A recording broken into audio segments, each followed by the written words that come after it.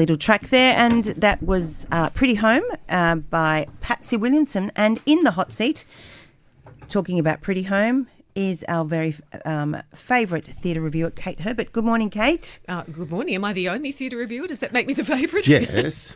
That's why you're here. That's what. Yes, we could have different ones every week, but we choose you. Our favourite theatre reviewer. Yay! And Nick's here too. I am here too. He's our second favourite. Butting in, yes. Having a chat. So keep that mic up close. So you've been seeing some really very interesting plays. Yes, I have. A couple of musicals. In fact, the first one of this list is Grey Gardens, which, if anybody doesn't know, is based on this very eccentric couple, mother and daughter, who were cousins of Jackie Kennedy, Bouvier, yeah. Bouvier. And there's a doco that was made in 1972 about them living in their grand mansion called Grey Gardens in the Hampshires. Decaying mansion, lots of cats and things. 50-something or 47 cats and them. Oh, so any cats on stage in this production? Just a few noises of cats. Okay. I think it might have been an actor doing that little Yes. bit. But this is what I loved about this, well, apart from musical and performances and all sorts of things, is that it was at 45 downstairs. So you're in a venue that isn't where we normally see what would have been a Broadway musical or a big musical. It's in a small venue that's kind of decaying as well. Yeah, it's just stripped back to the walls, yeah. It's as decrepit in a way as the but safe. mansion. But safe. You do go down a lot of stairs. And yes, absolutely safe. But it's just got distressed walls and that sort of thing. They haven't tried to paint it up. Musically, it's really interesting. And falls clearly into two halves. 1941, which is all fictional. So you get a bit of backstory to this pair who we see in the second half. Mother-daughter pair. Mother-daughter.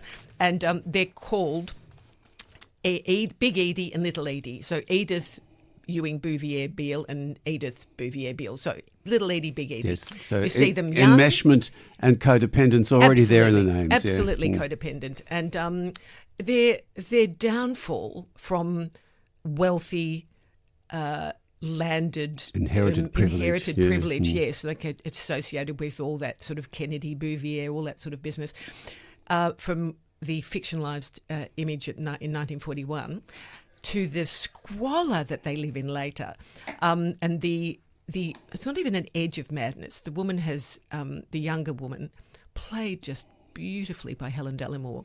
She sings. The difference between her character as the mother in the first half and playing the daughter, the older daughter in the second half, is phenomenal. It's extraordinary transformation. So I kept thinking, haven't I seen her do comedy? And she does this first song with such flair and vocal quality and tone in that space. It was wonderful. It's quirky. And remarkable. It's the versatility of particularly Helen Dellimore, but also the ensemble is wonderful. She's supported by a cast who play characters in the first part, and then a sort of echoes. The direction by Tyron Park is very interesting. They appear in the second half sort of, I suppose, as echoes or shadows of her earlier. Yeah, almost. They sort of filter around the stage, come together as chorus. Disappear up a little tiny sounds very eerie. Yeah. It is eerie. And the mother in this second half is Deirdre Rubinstein, who is also lovely. And they're sort of, shaken, bedridden, crying out for a tin of, let's hope it's not cat food, but she's saying, bring me the can open. I can't open the can. So it's... And her, sad, despairing song. So it's not just a voyeuristic sort of piece. No, not at all. What do you come out of it with?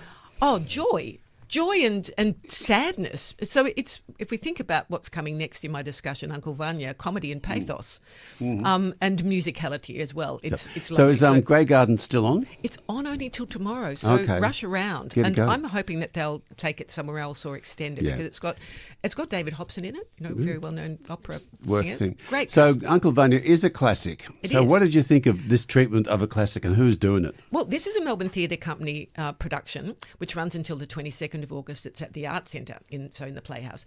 This is an adaptation by Joanna Murray Smith. And for those of you who know and love Joanna Murray Smith's work, it has the flavour. She describes her relationship to the Chekhov as, we both write about middle-class people. So, that's why I feel at home here. And she has a really interesting, some contemporary allusions and language, a little bit of a few expletives here and there, F words occasionally from Vanya. But really, it's quite true to the feel of Chekhov. And I say comedy balancing with pathos. Now, I think with this production, it leans a little bit further towards the comic, and it is very funny. There are a lot of laughs. So you can do that with this play? You can do that, because Chekhov essentially wrote what he described, or a lot of Russians would describe as a comedy, because the comedy comes out of the absolute haplessness and hopelessness of these characters. Vanya, played by Daniel Henschel, it's a really interesting interpretation of Vanya. There's a point at which he appears to be like a deflated balloon. His shoulders drop and it's like all the air's pouring out of his feet.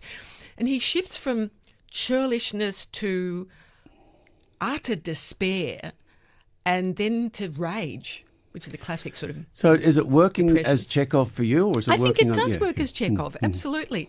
I won't talk about everybody else because because I want you to rave about SIX. I will rave about SIX, yes, I will. SIX... This is my third iteration. Yes. Or Now, we have cast. interviewed about SIX recently. So it's King Henry VIII, his Henry six VIII wives, and his six but wives. it's a new treatment, or Yes. it's been around for a while. It's a banger, Kate. It's a banger. It really is. It's so if you don't know about the wives of Henry VIII, it goes divorced, beheaded, died, divorced, beheaded, survived. And they sing that the whole way through. So you see the three queens. And look, it sets the stage on fire. It is a rock concert, a pop rock concert, and its songs it's the ex-wives, dead, survived, whatever, written by a really talented UK duo.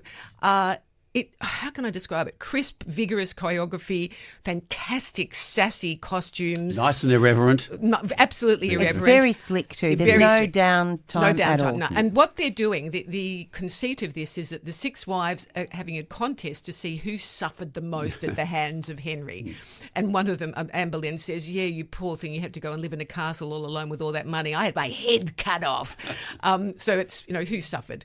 But it's twisted and funny and gloriously entertaining and lively, and gee, they work hard. And still on. Still on. But it's also, fellas, it's not a chick. No, it's not a chick flick. Absolutely not. No. Because I took Jamie, Yep. and he thoroughly enjoyed it. And normally he would not. That wouldn't be his bag. No, it goes till the 4th of October. You've got plenty of time, but it's only 80 minutes straight through, so rush on Lots out. of It's fun. fun.